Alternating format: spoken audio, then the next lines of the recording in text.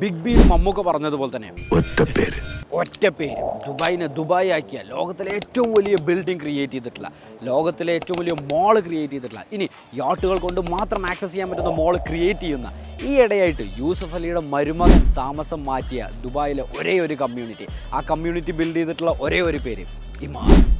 ഇവിടെ as A സാധാരണക്കാരൻ നമുക്ക് എന്ത് പർച്ചേസ് ചെയ്യാൻ പറ്റും? നമുക്ക് നോക്കാം.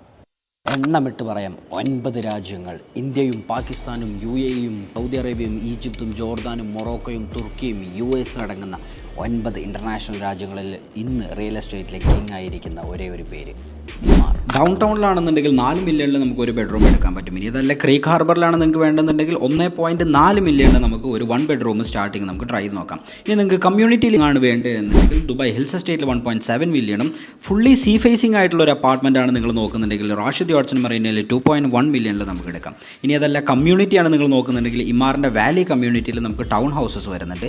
ഇമാർ ബീച്ച് ഫ്രണ്ടിലാണെന്നുണ്ടെങ്കിൽ വെറും 4 മില്യണിൽ നമുക്ക് കിട്ടും. ഇനി ഇമാറിൻ്റെ ടൗൺ ഹൗസ് ആണെന്നുണ്ടെങ്കിൽ നിങ്ങൾക്ക് 2.9 മില്യണും, ഈ കാണുന്ന വില്ലാസ് ആണെന്നുണ്ടെങ്കിൽ നിങ്ങൾക്ക് ഒരു 4.5 മില്യണിൻ്റെ മുകളിലേക്കും നമുക്ക് ഈസി ആയിട്ട് എടുക്കാൻ പറ്റും. സോ നിങ്ങൾക്ക് ഇമാറിൽ ഇൻവെസ്റ്റ് ചെയ്യാൻ താല്പര്യം ഉണ്ടെന്നുണ്ടെങ്കിൽ പെട്ടെന്ന് DM ചെയ്യാം.